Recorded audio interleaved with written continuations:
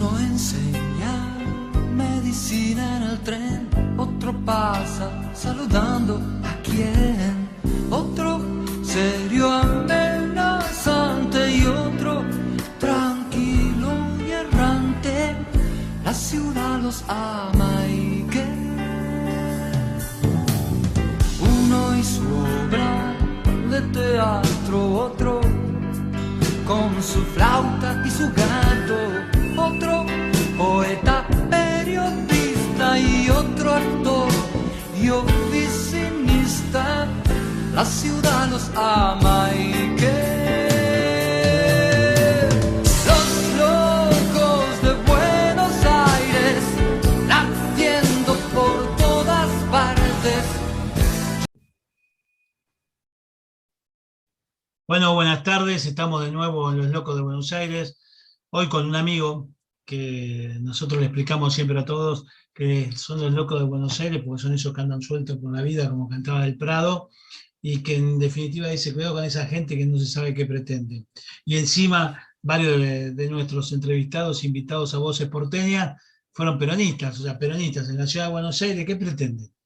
Bueno, de eso vamos a hablar con Fernando Barrera, presidente de la agrupación peronista blanca de la ciudad de Buenos Aires, dirigente político, dirigente sindical de UPCN, y actualmente ocupa un cargo por la oposición en el directorio del ente regulador de los servicios públicos de la ciudad. Así que ese va a ser más o menos todo lo que vamos a hablar.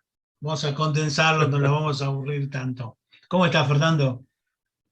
Bien, bien, Didi, querido, bien, bien, muy bien. Bueno, tomo el guante, vos decías, ¿qué pretende? ¿Y qué vamos a pretender? Yo creo que el destino de todo esto es ser feliz, ¿no? Es decir, creo, ya lo decía en su momento el general Perón, la grandeza de la patria y la felicidad del pueblo, ese es el objetivo de hacer política, de brindar un poco la historia de uno en pos de un desarrollo colectivo, y bueno, ¿y qué uno pretende? Y pasar por un loco por Buenos Aires caminando tratando de ser feliz. Creo Así que es. eso es lo más importante, digamos, pasar el derrotero de este camino y descubrir que uno hizo lo que tenía que hacer, eh,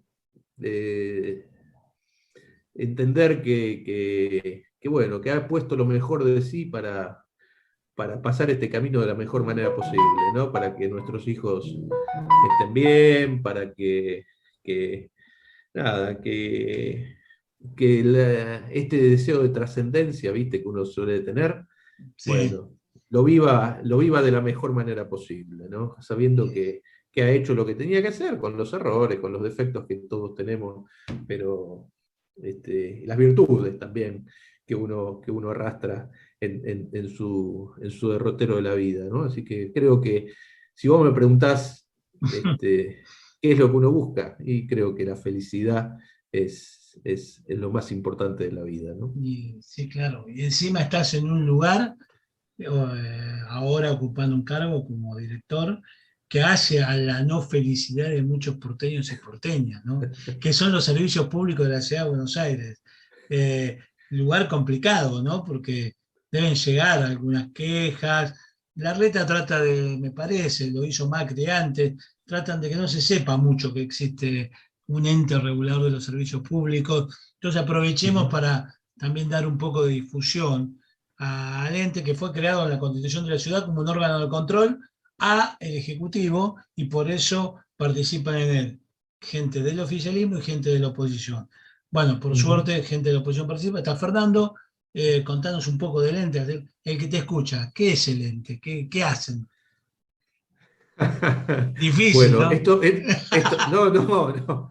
En realidad, tiene que ver con lo que decíamos antes. Exacto. Mucha gente no está feliz con lo que sucede en la ciudad.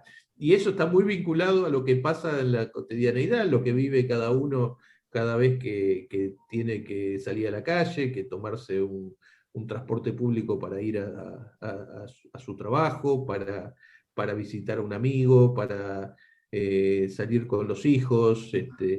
En definitiva, todo lo que en una ciudad de servicios como la ciudad de Buenos Aires, todo lo que tiene que ver con los servicios públicos, hacen a la vida y a la cotidianeidad de cada uno de nosotros. Con lo cual, si los servicios públicos no funcionan, muy probablemente no alcancemos estos niveles de satisfacción y de felicidad que mencionábamos, ¿no? Sí, Y claro. creo que la ciudad de Buenos Aires tiene muchos defectos, necesita, a pesar de ser uno de los distritos más importantes desde el punto de vista económico del país, de tener ingresos propios, es una jurisdicción superavitaria, es una de las pocas jurisdicciones y ciudades de nuestro país que tiene la capacidad de poder sostenerse con su presupuesto propio. Por eso, cuando a veces durante el año pasado y este año, a principios de este año, se debatía el tema de la coparticipación o la participación de la ciudad en la distribución de los recursos nacionales, pensemos o analicémoslo desde el punto de vista de que la ciudad de Buenos Aires es uno de el único, diría yo, la única jurisdicción que tiene recursos suficientes para autoadministrarse por la capacidad económica que la ciudad de Buenos Aires tiene. En esta lógica, lamentablemente hay hay muchas cuestiones que aún siguen estando en el haber, ¿no? Que están en el saldo negativo de la ciudad. Entre ellos el sistema, por ejemplo, de transporte público, ¿no? Nosotros lo decimos siempre. Viajar en la ciudad de Buenos Aires depende de dónde vivas. Es decir, hay amplios sectores de la ciudad que tienen profundos inconvenientes para poder movilizarse a través de la ciudad, para acceder al servicio de salud, para acceder a un servicio educativo, para acercarse a su lugar de trabajo. Quienes viven en el oeste de la ciudad de Buenos Aires lo sufren cotidianamente. Sí, Eh, es, es, es, Estamos cansados de escuchar aquellos que nos dicen: yo vivo en la zona sur de Gran Buenos Aires, tardo para llegar al centro 45 minutos. Bueno, si vos vivís en la ciudad, en alguna de las zonas, como por ejemplo Villa del Parque o Devoto, para llegar al centro de la ciudad tenés 1 hora y media. Con lo cual te muestra que viviendo dentro de la ciudad, movilizarse es a veces un caos. Y tiene que ver con una falta de planificación, tiene que ver con que a pesar de tantos años en el gobierno, de tantos globos, de tanto marketing, la verdad es que hay una deuda de la Ciudad de Buenos Aires acerca de cómo planificar el transporte, cómo planificar la movilidad, cómo descentralizar efectivamente la Ciudad de Buenos Aires en los barrios. Hay una ausencia del desarrollo cultural, de exacto. las expresiones culturales tan tradicionales y tan importantes que tiene la ciudad.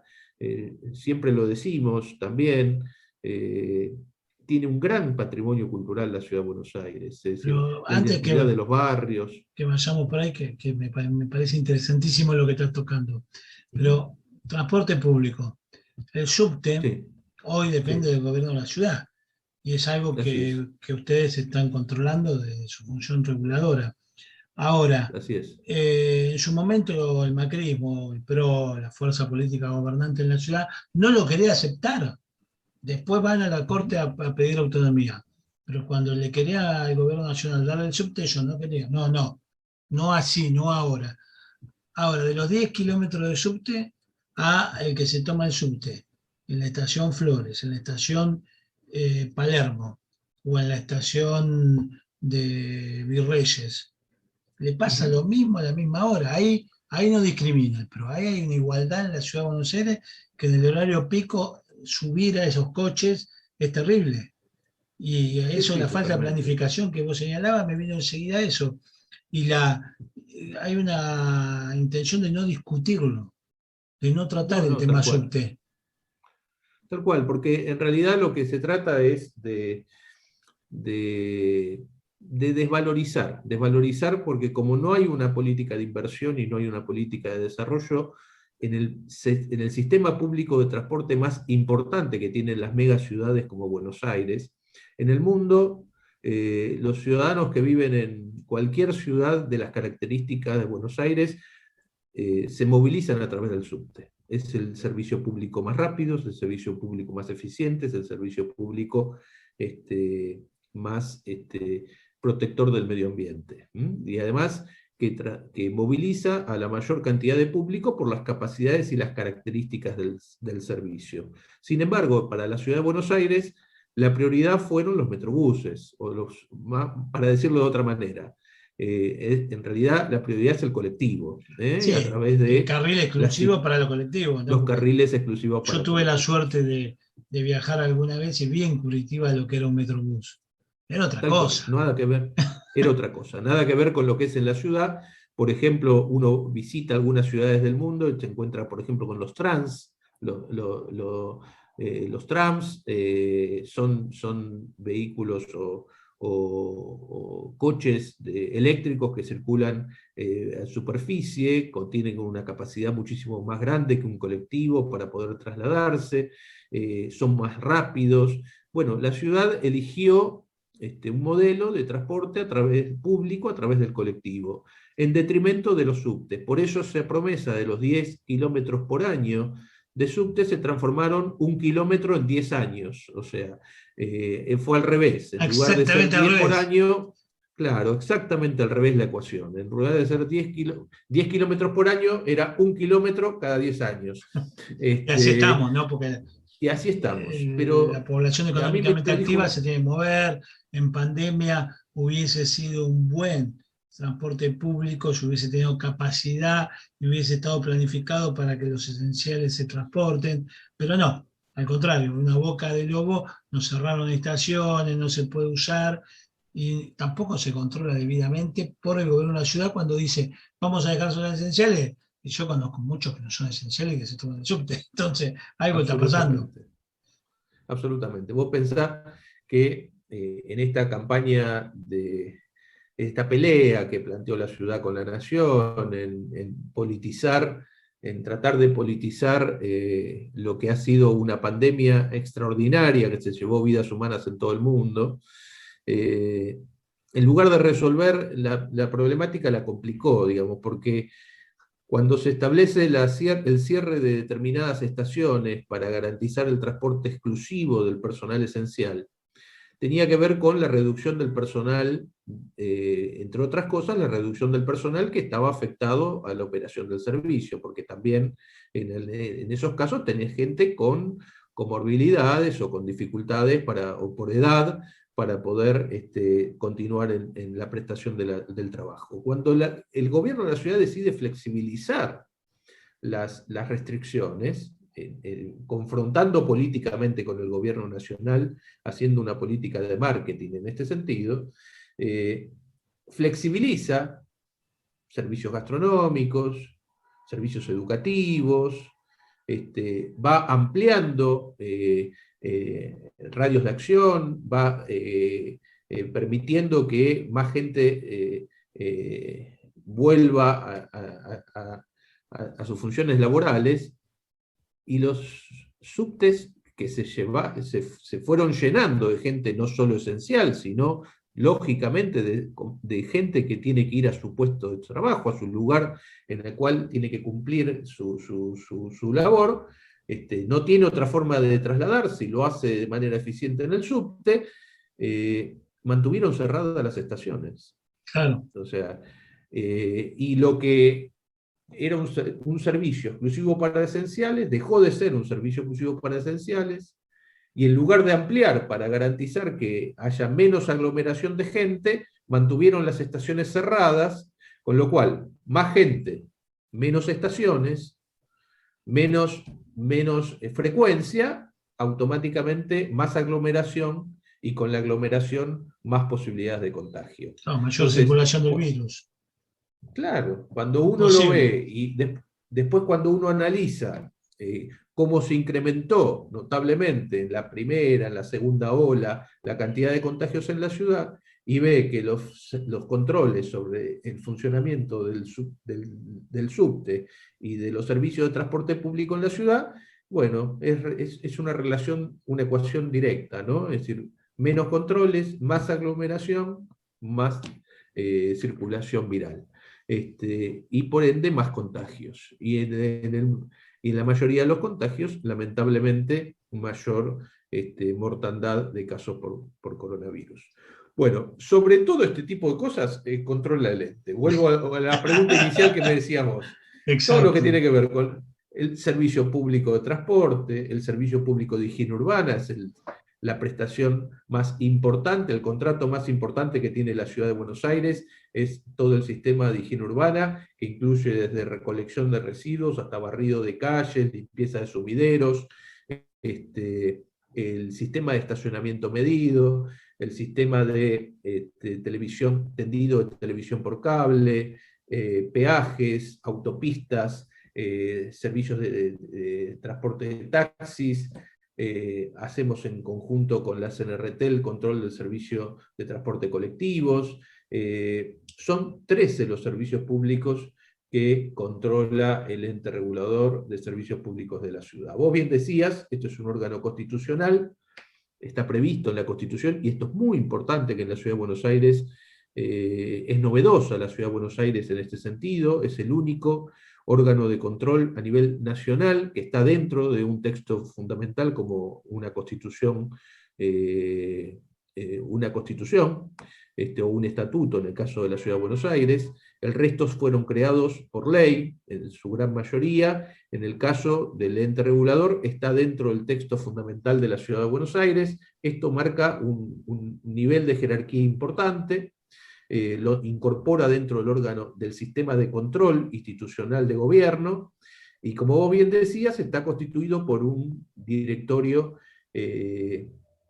plural, donde participan todas las expresiones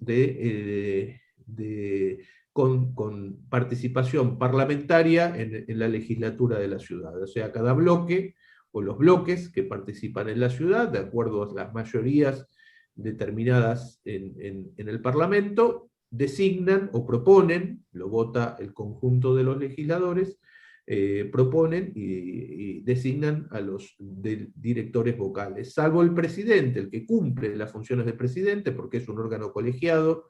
En realidad los 5 directores valen lo mismo en cuanto a voto, y las decisiones se toman por mayoría. El presidente, a diferencia del resto, los otros 4, lo propone el jefe de gabinete, el jefe de gobierno de la Ciudad de Buenos Aires. Y hace las veces de representante del directorio, representante jurídico del directorio frente al resto de los organismos públicos. Hay unos puntos que me parecen interesantes remarcar en base a esto que veníamos mencionando. En primer lugar, el ente regulador, lo dice la Constitución de la ciudad, es el ente único regulador de los servicios públicos de la Ciudad de Buenos Aires. Como todo el resto de los organismos de control, nacionales, por ejemplo, como el ENRE, como el ENARGAS, como el OCOBI, que son todos organismos de control, el ente regulador de la Ciudad de Buenos Aires debería tener, por lo que menciona la Constitución, funciones regulatorias. ¿Qué significa esto?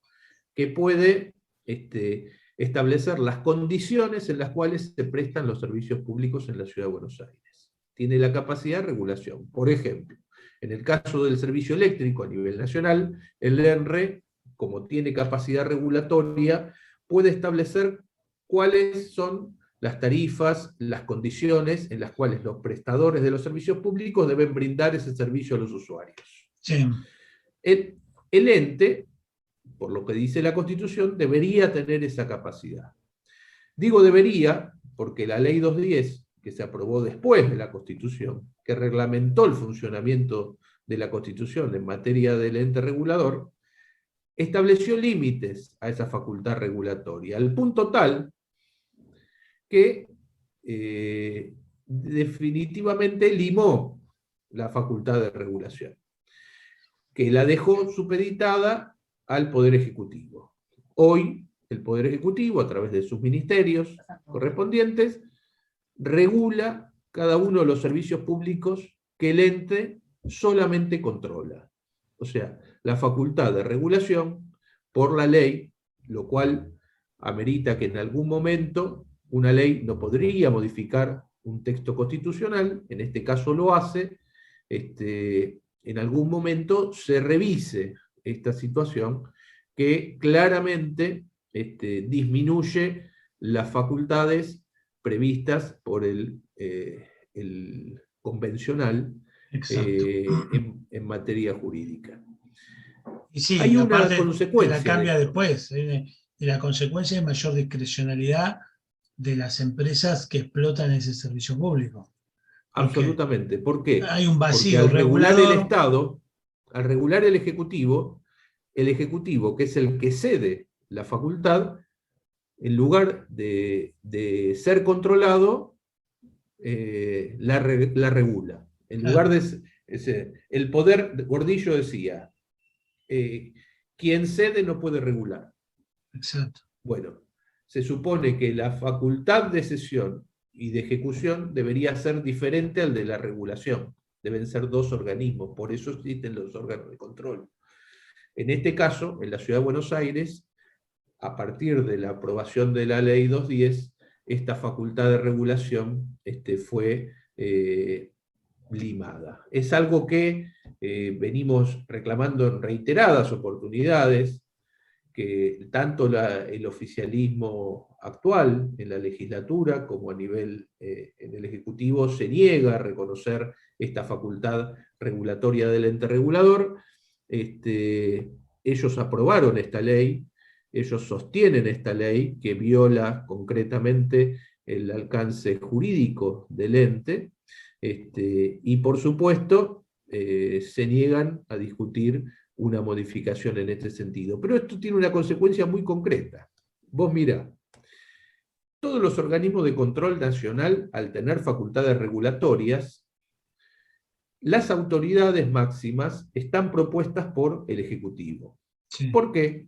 Porque casualmente tiene facultad regulatoria. Entonces, es lógico que el Ejecutivo proponga a quien tenga la función de presidente del órgano regulador.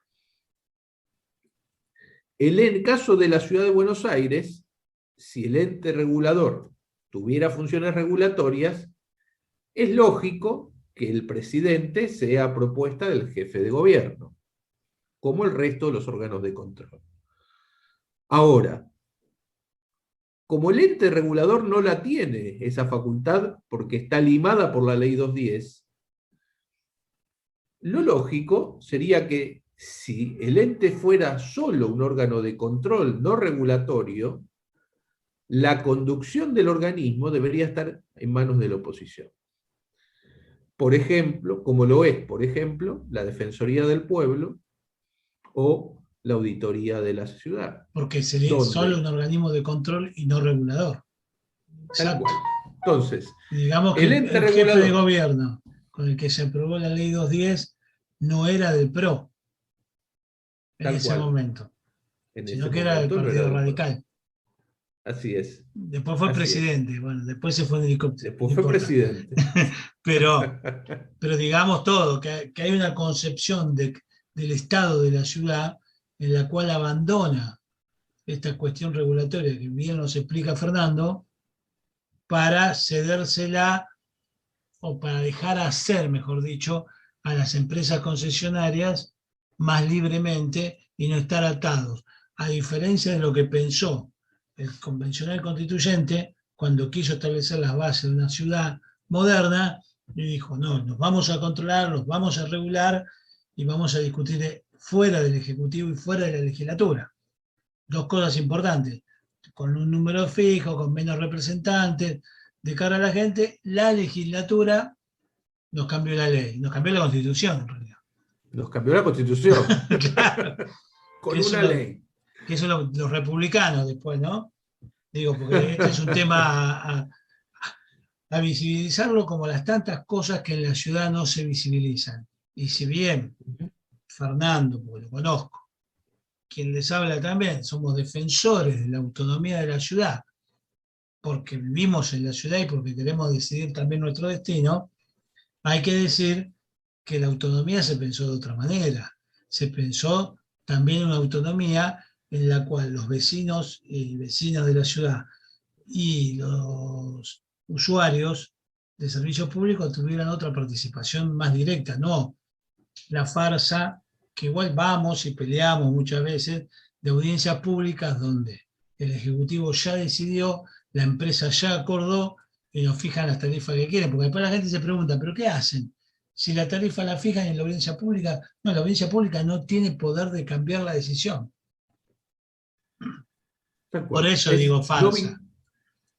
No solo es no vinculante, sino que además prácticamente en la mayoría de los casos el Ejecutivo no le da importancia a lo que se defina en la audiencia. Y de hecho, en más de una ocasión, se transforman en simples espacios donde se hace catarsis. Y porque todo el informe que después se elabora a partir de las audiencias públicas se agotan en el decreto del Ejecutivo en el cual autoriza lo que vino a promover. O sea, no tiene absolutamente ninguna trascendencia ni genera ninguna modificación a la decisión ya tomada al momento previo de comenzar la audiencia. O sea, no hubo nunca un caso de que se cambie la postura por audiencia pública. Esto te lo pregunto, yo lo supongo, pero vos lo sabés, por eso te lo pregunto. No hubo. Jamás. Jamás. Y esto es algo que poco se habla en la ciudad de Buenos Aires de estas cosas. Ni aún en aquellos casos donde hubo audiencias realmente faraónicas y representativas, como fue el caso de Costa Salguero, de Paseo del Bajo, donde, fueron multitudinarias, ¿no? Sí, sí. Vos has participado en alguna de ellas. Hacer catarsis. Claramente. Donde hubo muchísima representatividad en asistentes, que solo pudieron, como vos bien decís, hacer catarsis porque la decisión ya estaba tomada. Esto tiene que ver con un grado también de desconocimiento, o por lo menos de despreocupación o desinterés, diría yo, más vale desinterés, en el sistema republicano de gobierno, ¿no? En el sistema republicano, en el sistema de control de poderes, de división de poderes. Hay un avasallamiento a los sistemas de control, a los sistemas de contrapeso que prevén la Constitución, que prevén las constituciones, las normas fundamentales, que en la Ciudad de Buenos Aires, a pesar de que reclaman republicanismo y democracia, y muchos de ellos son libertarios, en realidad en el ejercicio de la función muestran todo lo contrario, ¿no? Es decir, no son tan republicanos como parece, ni aceptan los controles y los contrapesos de poder como deberían hacerlo. Entonces, esto se evidencia en todos estos aspectos, ¿no?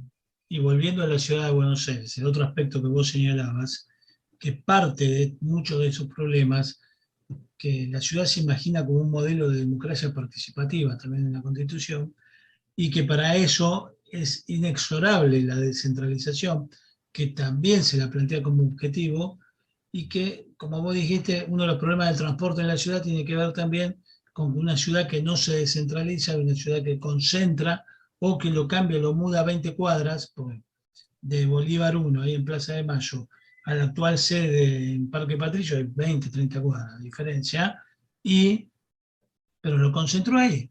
Vos estás en Lugano y no tenés cómo hacer trámites porque te dicen, sí, en la comuna los puedes hacer, pero en la comuna puedes hacer algunos trámites nomás. Entonces no se avanza en un proceso de centralización, que es lo que vos hablabas antes. Yo te dije, hablemos de transporte público, pero que está faltando actividades culturales, actividades deportivas. No hay en la ciudad de Buenos Aires, en los barrios. Después sí, tenés barrios que son más centrales que otros, pero por sus características sociales propias, pero no hay un incentivo del Estado a que haya ese desarrollo. Después depende del mercado, como le gusta decir a los liberales, donde hay más actividades culturales o sociales, incluso trámites, digamos todo. Y entonces, mirá, ese es el problema. Esto es una adaptación del teorema de Baglini. Es decir, cuanto más cerca se está del poder, más lejos se está de la descentralización. Y esto es una demostración permanente en la Ciudad de Buenos Aires. Es decir, aquellos que en su momento estaban en la oposición y reclamaban la participación y la representación popular y el acceso a avanzar rápidamente en la descentralización, algunos fueron autores y participaron activamente en los procesos de descentralización, los proyectos incluso de descentralización. A medida que se acercan al poder, parece que van perdiendo ese espíritu representativo y van concentrando el poder en detrimento de la participación ciudadana. Es una especie de teorema de Baglini, ¿no? Es decir, Claramente. Y yo lo que siento, que en lugar de ir hacia un modelo de descentralización, van a un modelo de desconcentración administrativa, que es otra cosa. Es decir, te abren oficinas, digamos, en distintos lugares, te dicen, bueno, pero yo abrí oficinas o creé juntas comunales en todas las comunas, y usted puede hacer el trámite cerca de su casa. Sí, quizás, no todos, no todos los trámites claro. hace cerca Algunos, de su casa. y las comunas replican algunas trabas burocráticas peores que los lugares que están en el centro. Entonces, totalmente.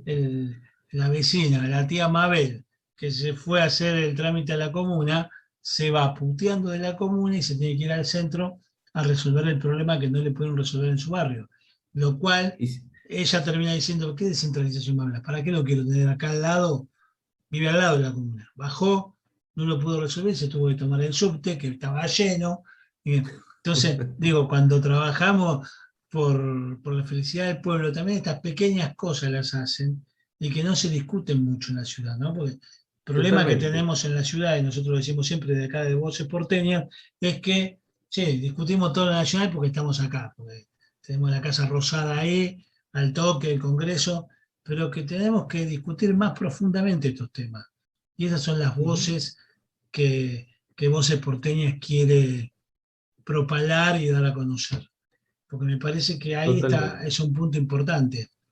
Y desde la oposición, que ha sido cambiante algunas veces la postura, pero el trabajo de la agrupación peronista blanca, PCN, junto con el sindicalismo, me parece que marcan un antes y un después en cómo también encarar a la ciudad, porque yo te he escuchado a vos hablar, vos hablaste acá del problema del subte como director del ente, pero también te escuché hablar, supongo que también por tu origen sindical, de que hay una posibilidad que los trabajadores participen del gobierno de ese subte, que son los que mejor lo conocen, por otro lado, y no que esté privatizado.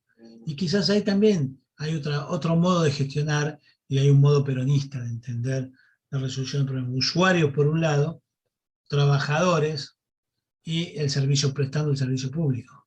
No, un empresario que no sabemos nunca de dónde viene, ni si viajó en subte alguna vez. Yo no creo que Pablo Roca haya viajado en subte alguna vez en su vida. Pero que tiene que ver cómo se usa. Sí, claro, ¿no? Porque hasta los colectiveros viajaron en colectivo. Pero Pablo Roca en subte jamás. Es muy probable que no. Pero bueno, a ver, es comprensible. Nosotros teníamos un ministro de transporte de la ciudad que supuestamente iba a trabajar en bicicleta todos los días, ¿no? Por eso, seguramente por eso la adversión por el sistema del transporte subterráneo. Pero es como vos decís, es decir, son visiones diferentes de la organización social, son visiones diferentes de la gestión del Estado, son versiones diferentes o visiones diferentes acerca de cómo se construye lo público, ¿no? Y en esto, sin lugar a dudas, la participación de los trabajadores y la participación de todos los ámbitos de la sociedad civil son fundamentales para el desarrollo de la política del Estado. El Estado no debe ser una burbuja que ordene manu militari la organización de la comunidad, sino que debe generar las condiciones para que la comunidad se organice y en base a esa organización se produzcan los desarrollos y las mejoras en las prestaciones de los servicios y de la cobertura de las necesidades de la misma comunidad.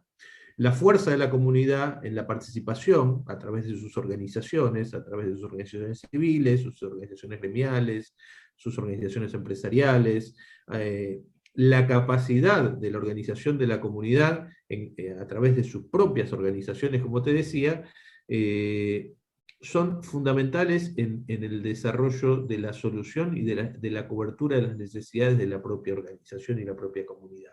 ¿Quién más? ¿Quién mejor que los trabajadores, que los empresarios, que los comerciantes saben qué tienen que hacer para mejorar su empresa, sus sindicatos, su trabajo o su comercio?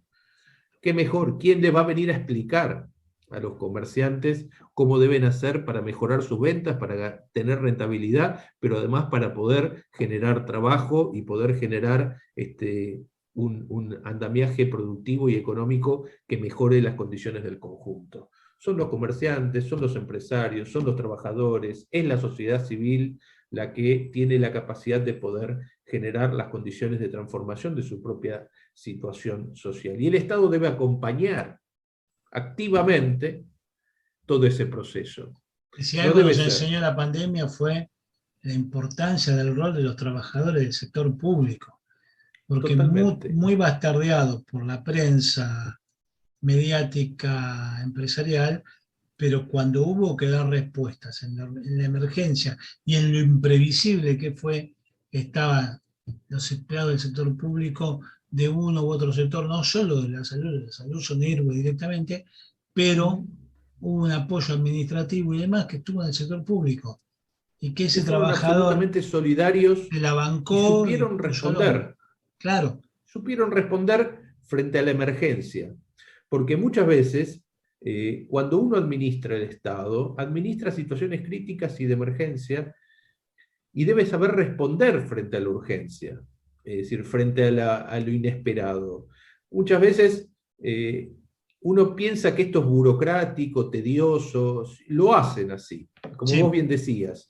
Doña Rosa tiene que caminar media cuadra para ir a la Junta Comunal, y le complican el trámite para que termine llamando por el 147 a un número que nunca le responden. Eso te iba a preguntar, por el ente de servicio público. 147, ¿soy yo o es que nunca nadie se puede comunicar al 147? No, nunca nadie se puede comunicar. No sabemos si existe. Para mí no existe, ¿no? Es una joda de la reta que te dice llama al 147. El señor 147 no lo conocemos. Es terrible. Digamos, porque tampoco funciona bien, no funciona correctamente, porque, insisto, tiene que ver con esta falta de criterio y falta de visión estratégica del funcionamiento del Estado. Nosotros lo decimos siempre, por ejemplo, y ahora vuelvo al ente en base a lo que me decías antes. El 147 toma las denuncias de muchos de los servicios públicos que nosotros controlamos, ¿no? Todas las denuncias que llegan de los vecinos al 147, a nosotros no nos llegan nunca. O sea, vos tenés un problema hoy con el barrido, por ejemplo, de tu vereda, o el vaciado del contenedor que está en la cuadra de tu casa, llamás al 147 y esa denuncia que vos hacés va a ir al Ministerio de Espacio Público, que a su vez lo va a derivar a la Subsecretaría de Participación Ciudadana, que a su vez va a ir a la Dirección General de Limpieza, y de ahí van a elaborar un informe para ver si efectivamente el contenedor que vos hiciste, que vos denunciaste repleto, roto, o la vereda que denunciaste que no está barrida, efectivamente está en esas condiciones. Y ahí se acabó el control.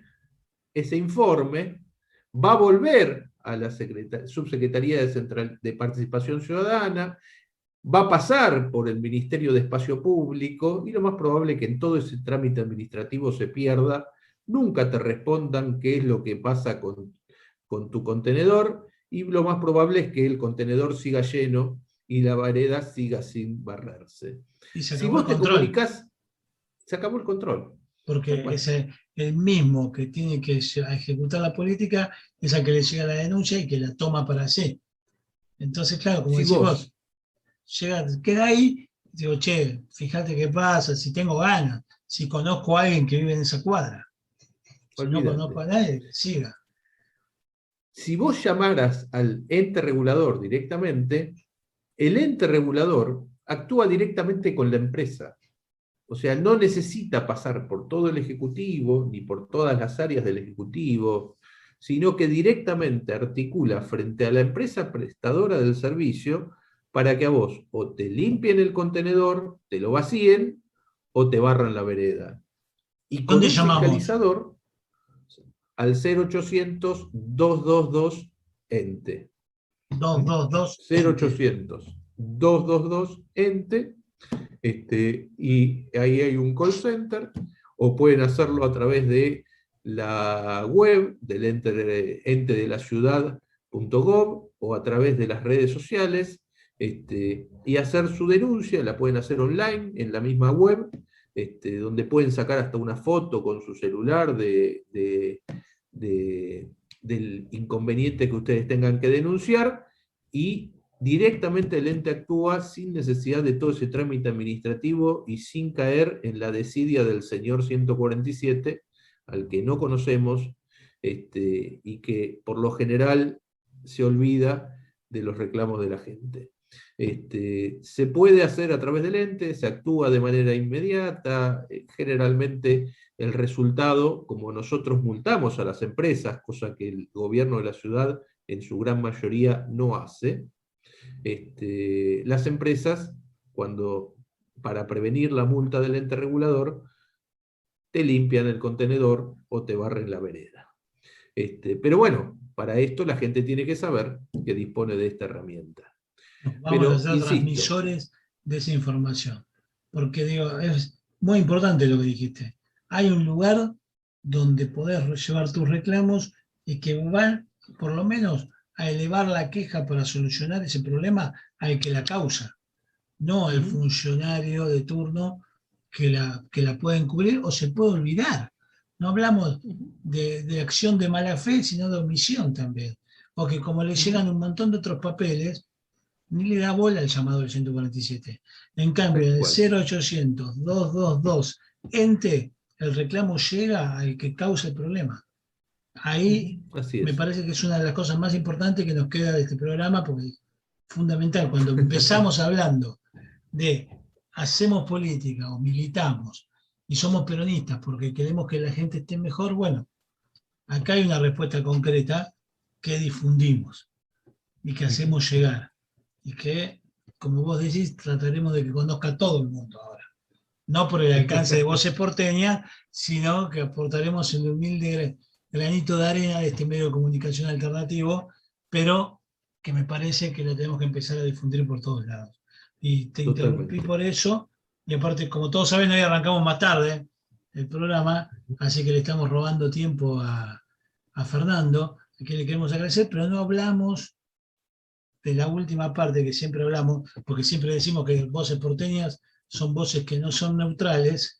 Y entonces la pregunta, dos casos tremendos de republicanismo berreta al que asistimos estos días en la Ciudad de Buenos Aires. Por un lado, página personal de Rodríguez Larreta, en la que invirtió 17 millones de pesos nuestros, de la ciudad, o sea, de los impuestos que pagamos todos, como les gusta decir a ellos, porque página institucional es una cosa. Criticamos el gasto en publicidad, es una discusión aparte. Pero los republicanos en su página personal le invirtió. Y por otro lado, Macri diciendo al estilo Bolsonaro, es una gripecina el coronavirus. Era una gripecita tranqui que no nos tiene que dejar dormir. Por favor, digo, te tiro estos dos disparadores para que vos armes una reflexión final sobre lo diferente que podemos ver estas cosas, ¿no? Mirá, yo creo que hay un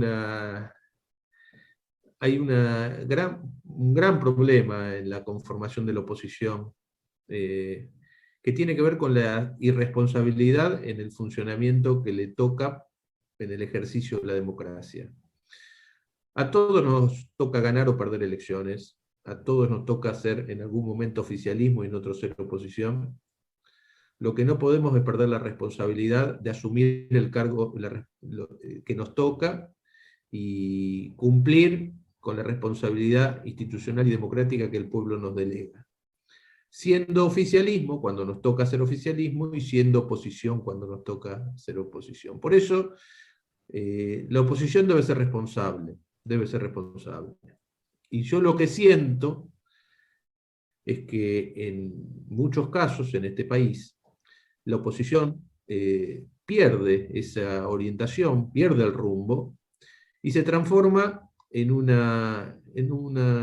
burlesco político, en el que prioriza intereses que, en definitiva, la termina haciendo chocar con los intereses de la sociedad. Hablar de la gripeciña frente a la pandemia más importante que hemos vivido en los últimos tiempos, que ha puesto en jaque la vida, la institucionalidad política, que ha puesto en jaque al ser humano en el mundo, la normalidad del ser humano en el mundo, mínimamente lo que te marca es la irresponsabilidad de una persona que no dimensiona frente al desafío que estamos todos de poder salir de esta situación y garantizarle la salud y la vida a la gente. En definitiva, lo que no valora es la misma vida del ser humano. Es una persona que no tiene dimensión de la situación en la cual nos enfrentamos. Y con relación a lo que vos mencionabas de el uso de recursos públicos en intereses privados, creo que además de la responsabilidad penal que eso significa, habla de la falta de valor y de respeto a lo que veníamos diciendo recién, a la institucionalidad y a la división republicana de los poderes. Ellos sienten que tienen la inmunidad de poder hacer, decir lo que quieren. Tienen un sistema mediático que los apaña, que los contiene, que no los ataca. Tienen la inmunidad o se sienten inmunes de poder decir semejantes barbaridades y hacer semejantes barbaridades porque les parece que en muchos casos el mal funcionamiento de la justicia hace que esas responsabilidades no sean juzgadas. Pero me parece que hay una justicia, que es la justicia popular, que es la justicia de la razón de los pueblos, que no se deja llevar por estas cosas, que entiende lo que sucede, que comprende. Mirá, yo siempre digo, y esto tiene que ver también con nuestro pensamiento, ¿no? Lo mejor que tiene nuestro país es el pueblo.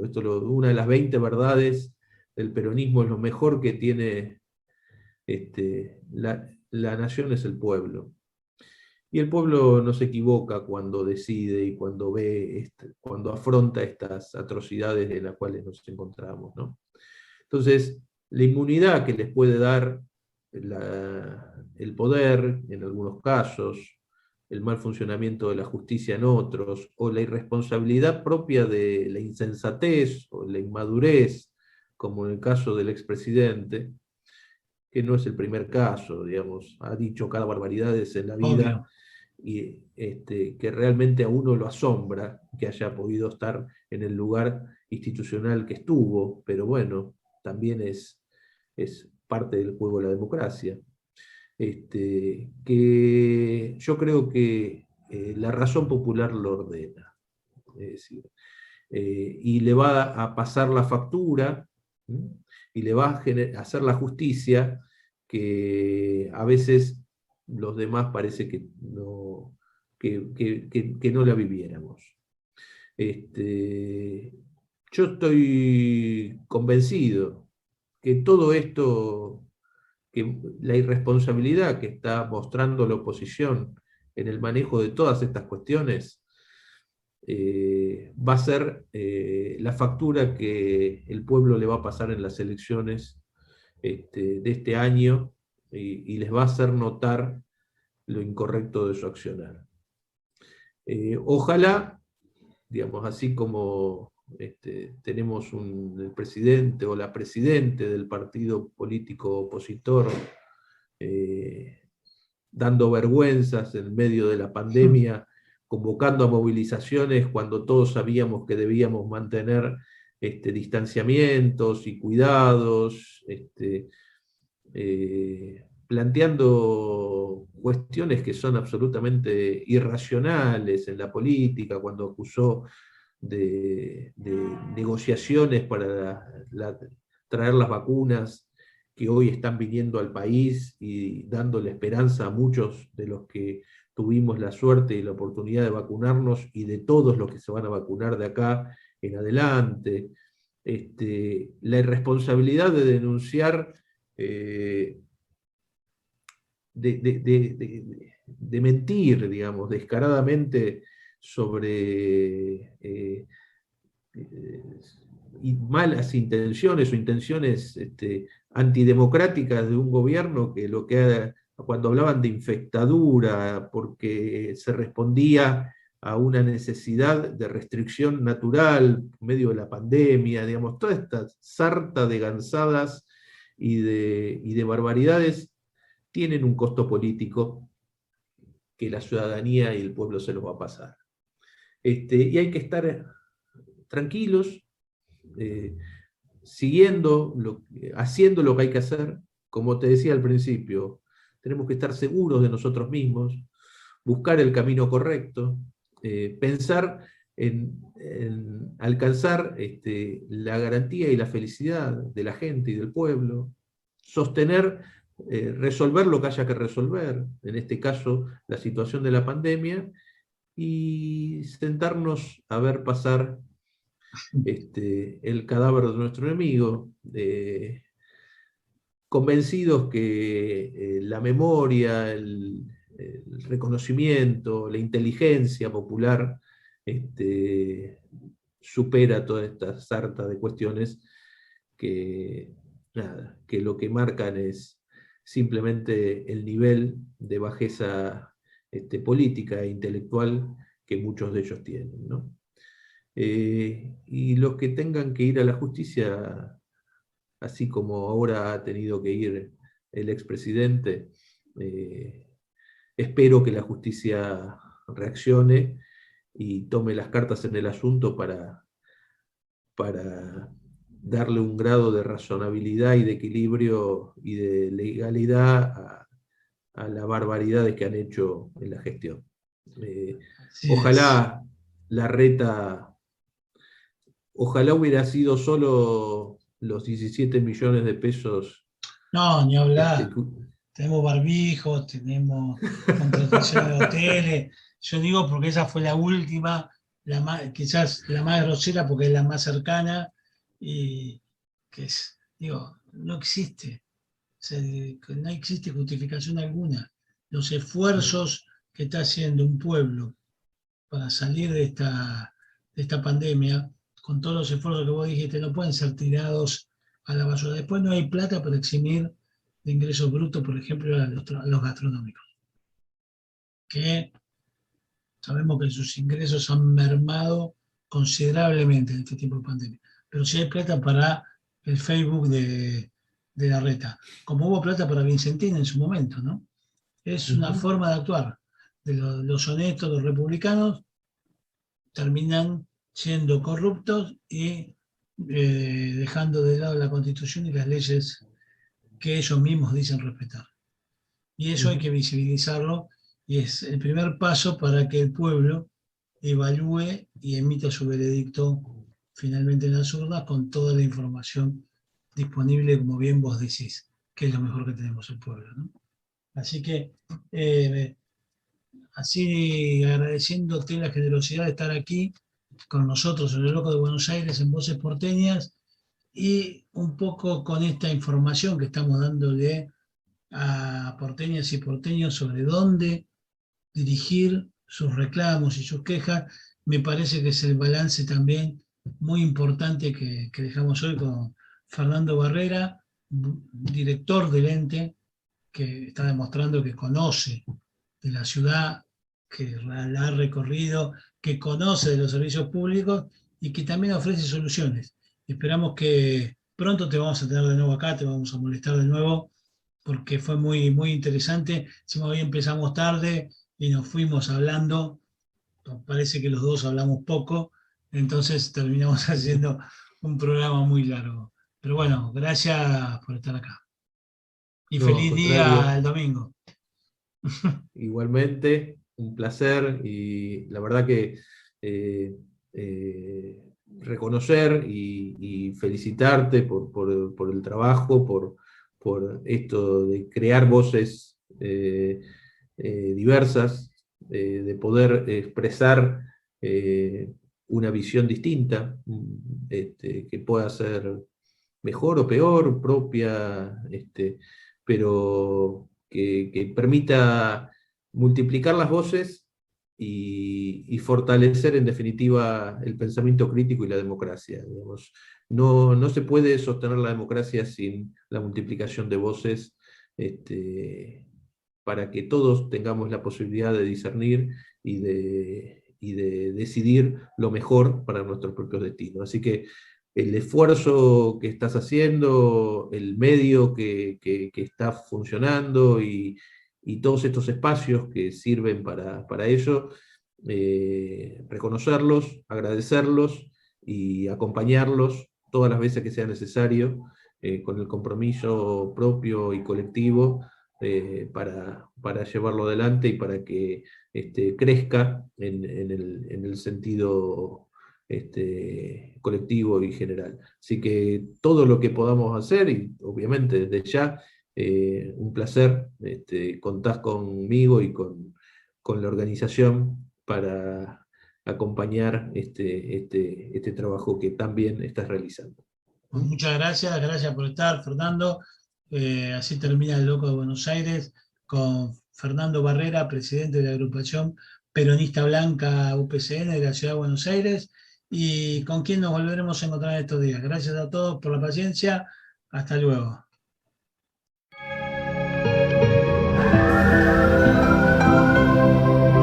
No te metas, José, que si no es peor. Mira cómo están fusilando. Han metido en cana a todo el mundo. Si yo nunca me metí. Toda la vida fui peronista. Nunca me metí en política.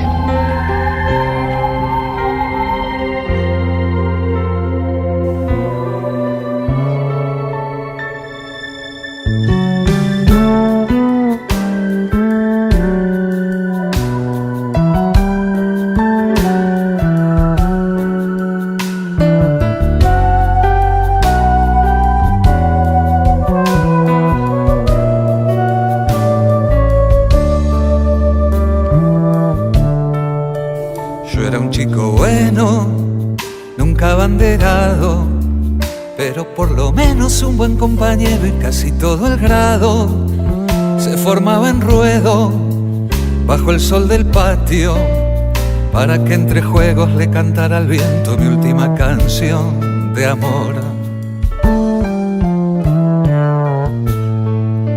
Yo era un chico bueno para los mandados, me querían los viejos y las hijas, ellos me querían al lado. Ahora que lo pienso, ¿qué me habrá pasado? Que me he convertido en ultra cautivo de la crispación. Si en política nunca, jamás me metí, ella sí se ha metido conmigo. Me prohibió en la niñez 2 palabras decir, reemplazó nombres por adjetivos. Por Perón se decía brutal dictador, por Evita mejor ni te digo. En política nunca, jamás me metí, ella sí se ha metido conmigo. Con un libro de instrucción cívica fui instruido en infamia y olvidos. De uniforme, de traje, con odio y terror, la política entró dentro mío.